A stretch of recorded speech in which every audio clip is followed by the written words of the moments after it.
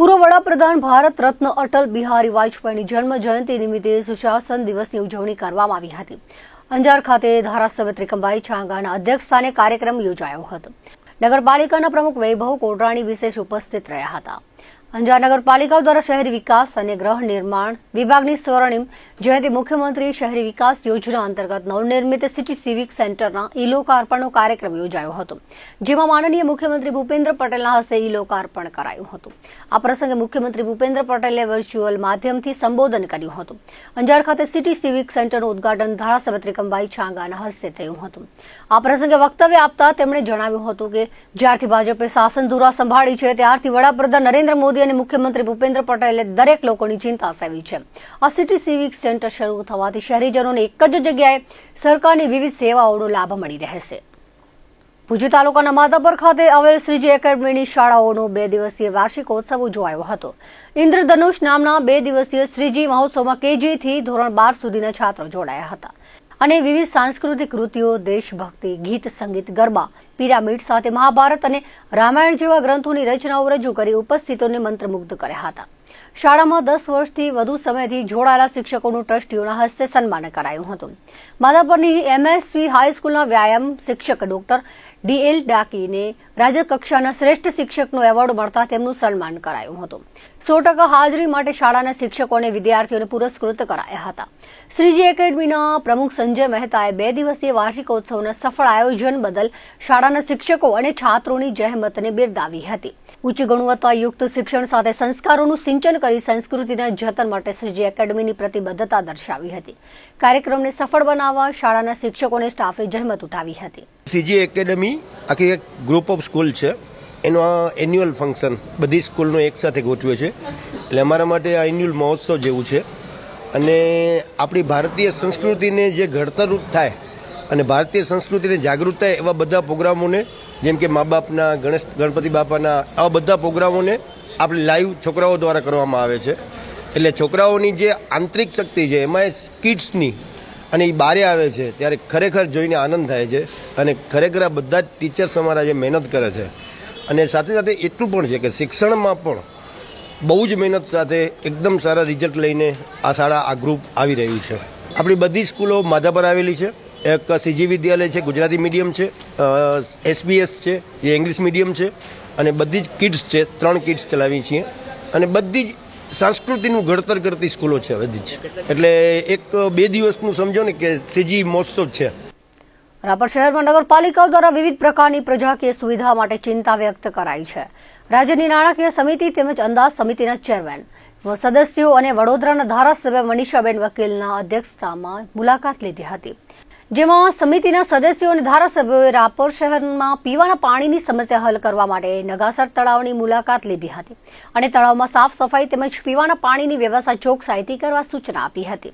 ઉપરાંત રાપર શહેરમાં સફાઈ, રખડતા ઢોરો અને શહેરી વિકાસ માટે વિવિધ કામો અંગે સૂચના આપી હતી અને રાજ્ય સરકારને રિપોર્ટ આપવા જણાવાયું હતું।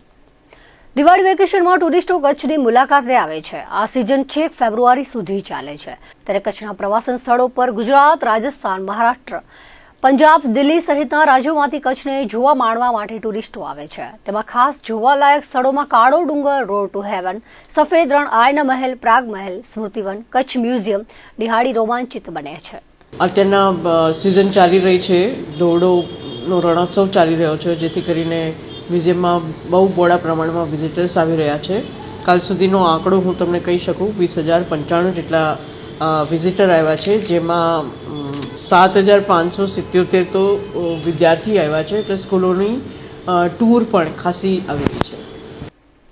વડનગરા નાગર જ્ઞાતિ વ્યવસ્થાપક મંડળ દ્વારા ભુજના હાટકેશ કોમ્પ્લેક્સ નૈમિષારણ્ય ક્ષેત્ર ખાતે શ્રીમદ ભાગવત કથા ચાલી રહી છે, જેના ચોથા દિવસે વિશેષ ઉત્સાહ અને શ્રદ્ધાભાવ સાથે રામ જન્મ અને કૃષ્ણ જન્મોત્સવની ઉજવણી કરવામાં આવી હતી। વ્યાસપીઠ પરથી વક્તા પરાગ ભટ્ટે દાનના મહિમાનું વિગતવાર વર્ણન કર્યું હતું। તેમણે ભગવાન વિષ્ણુના વામન અવતારની કથાનું ભાવવાહી શૈલીમાં વર્ણન કર્યું હતું। કથાકારે સાથે ચાતુર્માસના મહત્વ પર પણ પ્રકાશ પાથર્યો હતો। સાંજના સત્રમાં કૃષ્ણ જન્મોત્સવને ધામધૂમથી ઉજવવામાં આવ્યો હતો। કથા મંડપમાં ભગવાન શ્રી કૃષ્ણનો કારાગૃહમાં જન્મ થવાની કથા ચાલતા બાલકૃષ્ણનો જયઘોષ ગાજી ઉઠ્યો હતો।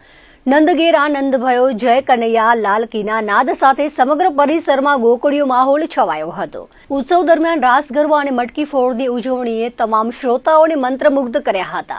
કથાના શ્રવણ માટે અનેક કૃષ્ણ ભક્તો ઉપસ્થિત રહ્યા હતા. ભુજ ખાતે જાયન્ટ્સ ઇન્ટરનેશનલ ફાઉન્ડેશન અંતર્ગત કાર્યક્રમ યોજાયો હતો. જાયન્ટ્સ ગ્રુપ ઓફ ભુજ અને માધાપર દ્વારા કચ્છના નામાંકિત સાહિત્યકારોનું સન્માન કરાયું હતું. તેમજ ડોક્ટર મધુકાંત આચાર્ય લેખિત દ્રષ્ટિ નવલિકા સંગ્રહનું વિમોચન કરવામાં આવ્યું હતું. કાર્યક્રમના અધ્યક્ષ સ્થાનેથી અરુણભાઈ જોશીએ જાયન્ટ્સ ગ્રુપ ઓફ ભુજની વિવિધ પ્રવૃત્તિઓનો ચિતાર આપ્યો હતો. જાયન્ટ્સ ગ્રુપ માધાપરના પ્રમુખ હરીશ હંસોરાએ કહ્યું હતું કે બાળકોમાં વાંચન અભિરુચિ વધારવાના પ્રયાસો થવા જોઈએ. આ પુસ્તક લોકો સુધી નિઃશુલ્ક પહોંચાડવાની જહેમત ઉઠાવી હતી. વાર્તા એ સાહિત્યકોનો સૌથી રસપ્રદ પ્રકાર છે. લોકોને વાર્તાઓનું વાંચન ગમે છે. વિજયરાજજી લાઇબ્રેરીના પ્રમુખ ઉપેન્દ્ર ઉપાધ્યાયે વાંચન માટેના શ્રેષ્ઠ પુસ્તકોની વાત કરી હતી. કાર્યક્રમમાં કચ્છના સાહિત્યકારોનું સન્માન કરાયું હતું. દ્રષ્ટિ નવલિકા સંગ્રહના લેખક ડોક્ટર મધુકાંત આચાર્યએ કહ્યું હતું કે કેટલીક નવલિકાઓ સત્ય ઘટના પર આધારિત છે અને એ સ્વ અનુભવ દ્વારા લખાઈ છે.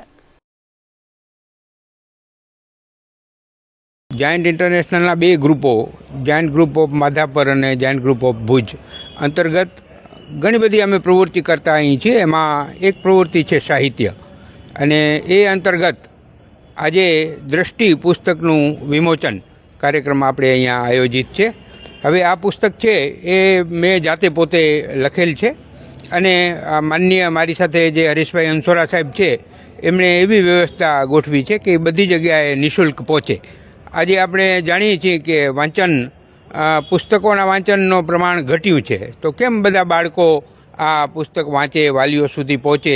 આ નવલિકા સંગ્રહ છે, એટલે એની અંદર 21 નવલિકાઓ છે, અને એ કંઈક ને કંઈક જીવનનો સંદેશ આપતી હોય એવી નવલિકાનું નિર્માણ કરેલ છે. આ પુસ્તક છે એ મારું 13મું પુસ્તક છે. અગાઉ મેં 12 પુસ્તક જુદા જુદા શિક્ષણ, સાહિત્ય, પ્રેરણા વગેરેના લખેલા છે. આ હું જ્યારે શિક્ષક હતો ત્યારે હું ઘણું બધું લખતો હતો અને ઘણા બધા સામાયિકોમાં મોકલતો, અને નવચેતન, કુમાર, કચ્છમિત્ર વગેરે અનેક ગુજરાતના સામાયિકોમાં મારી કૃતિઓ પ્રસિદ્ધ થઈ છે. એમાંની આમાં પણ ઘણી બધી કૃતિઓ છે કે જે પ્રગટ થયેલી છે. મારી ઘણા ટાઈમની ઈચ્છા હતી કે નવલિકા એક પુસ્તક તરીકે આવે.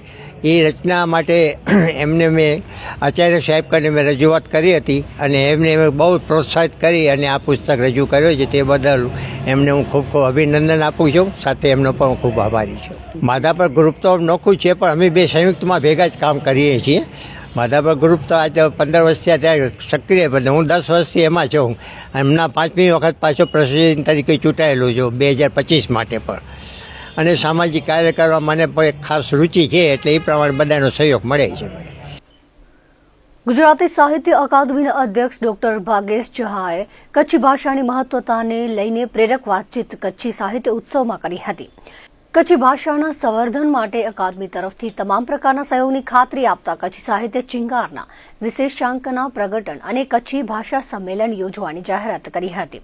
ગુજરાત સાહિત્ય અકાદમીના અધ્યક્ષ અને સમર્થન સર્જક કવિ સનદી અધિકારી ડોક્ટર ભાગેશ જહાએ કચ્છી ભાષાના ઉવારણા લઈ નાદત્વ સંભળાતો હોવાનું જણાવ્યું હતું. વધુમાં કચ્છની સંસ્કૃતિ, કલા અને સાહિત્યને સમજવાની અને તેને માન્યતા આપવાની જરૂરિયાત પર ભાર મૂક્યો હતો. કચ્છને પોતાનો ઉર્જા સ્ત્રોત માનીને જીવંત રાખવા સહયોગ માટે સૌને જોડાવાની અપીલ કરી હતી. 26 ડિસેમ્બર એટલે કે છેલ્લા દિવસે સવારના 8મા સત્રમાં કચ્છી અખરના લેખાજોખા એ વિષય પર નવલકથાકાર રમેશ ભટ્ટે વક્તવ્ય આપ્યું હતું.